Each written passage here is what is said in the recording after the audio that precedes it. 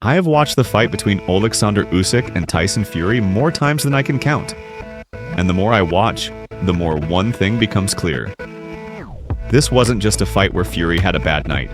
It was a masterclass in boxing IQ, preparation, and mental discipline, all delivered by a man who, for years, was doubted, underrated, and even laughed at in some corners of the boxing world.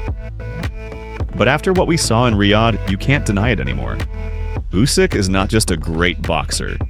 He's on the path to being one of the all-time greats. Let's break this down properly. Tyson Fury didn't lose because he was out of shape or not motivated. That's lazy thinking. Fury came in prepared. He boxed well for stretches. He even won rounds, but he got systematically dismantled. Usyk's footwork was the foundation of his entire game plan. He was never directly in front of Fury for long. Always off angle, always resetting. He kept Fury turning, pivoting, reacting. And when you're 6 feet 9 inches and 270 plus pounds, that's exhausting over 12 rounds. Most heavyweights don't know how to cut off a southpaw who constantly shifts position, changes rhythm, and feints nonstop. Fury didn't either. Usyk made him guess, and when you guess against a precision fighter, you lose. Early in the fight, Fury's jab was sharp. He landed well to the body, kept Usyk at range. But it didn't last. Usyk's head movement and timing took over. He began slipping the jab and countering with straight lefts and lead right hooks. And here's the truth. Once Usyk took away Fury's jab, he took away the engine of Fury's game. No jab, no setup. No setup, no confidence. Fury did good work to the body early on, but by the mid-rounds, it was Usyk who began landing those sneaky lefts to the liver and short hooks to the ribs inside the clinch.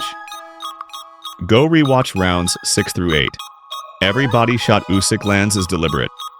Every clinch, he sneaks something in. That accumulation paid off in the 9th. This round is why boxing is more than just punches. Usyk doesn't just land a big shot. He breaks Tyson Fury mentally.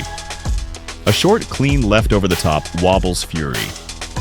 Then the follow-up blitz, 13 unanswered punches. He goes flying into the ropes. Referee gives him a standing count. And from that moment on, the fight changed. You could see it. Fury wasn't in control anymore. His confidence, the thing that makes him dangerous, was gone. Fury's greatest weapon has always been his mind. His ability to adapt mid-fight, to play chess while others are brawling. But for once, he was playing someone who was 2 moves ahead. Usyk didn't just prepare physically. He studied Fury's feints, his clinch tactics, his ring generalship. And then he flipped the script. He out-feinted the feiner, out-thought the thinker. People say Usyk is small for a heavyweight, but when you look at this fight, he looked like the bigger man in terms of presence, control, and confidence. This wasn't just a win, this was a statement. Usyk didn't just beat the lineal heavyweight champion. He beat the most unorthodox, unpredictable, elusive big man the division has ever seen. And he made him look vulnerable. You know what that tells me?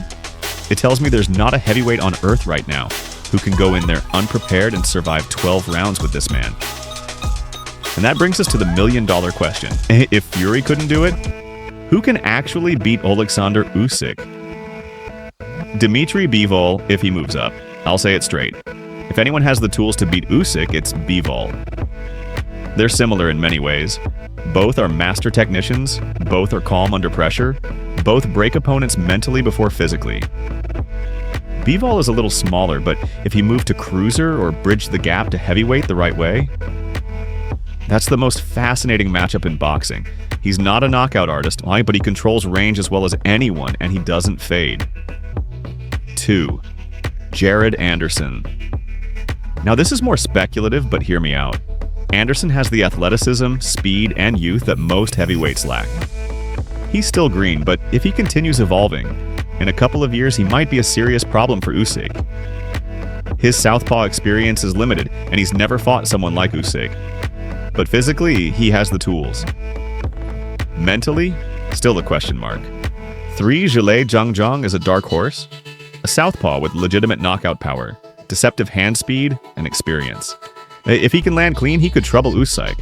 But Usyk's movement would probably drain Zhang after 5 rounds. Still, it's a dangerous fight, especially early. Tyson Fury rematch. I'll be honest, I don't think Fury wins a rematch. Not unless he radically changes his approach. He'd need to be more aggressive, take risks, and walk through fire. Something he hasn't had to do since Wilder won. Usyk now has 12 rounds of data on him, and that's terrifying. Anthony Joshua again. Joshua 3 would sell, it would be big. But the outcome, likely the same. Unless AJ becomes a volume puncher overnight, which he won't. Usyk wins again. Deontay Wilder. A puncher's chance? Sure. But if you think Wilder in 2025 has the timing, footwork, or discipline to find Usyk's chin, you haven't been watching his last few fights. I used to think heavyweight boxing was about size, power, intimidation. That the era of Lennox Lewis, Klitschko, and Fury proved one thing. The big man always wins. But then came Usyk, a 220-pound technician who reminded us that boxing is still the sweet science. It's about intelligence, timing, rhythm, heart. Fury wasn't just beaten, he was solved. And until someone can outthink Usyk, not just outpunch him, I don't see anyone taking that crown. The King wears his belt lightly, but believe me, he's not letting go of it anytime soon.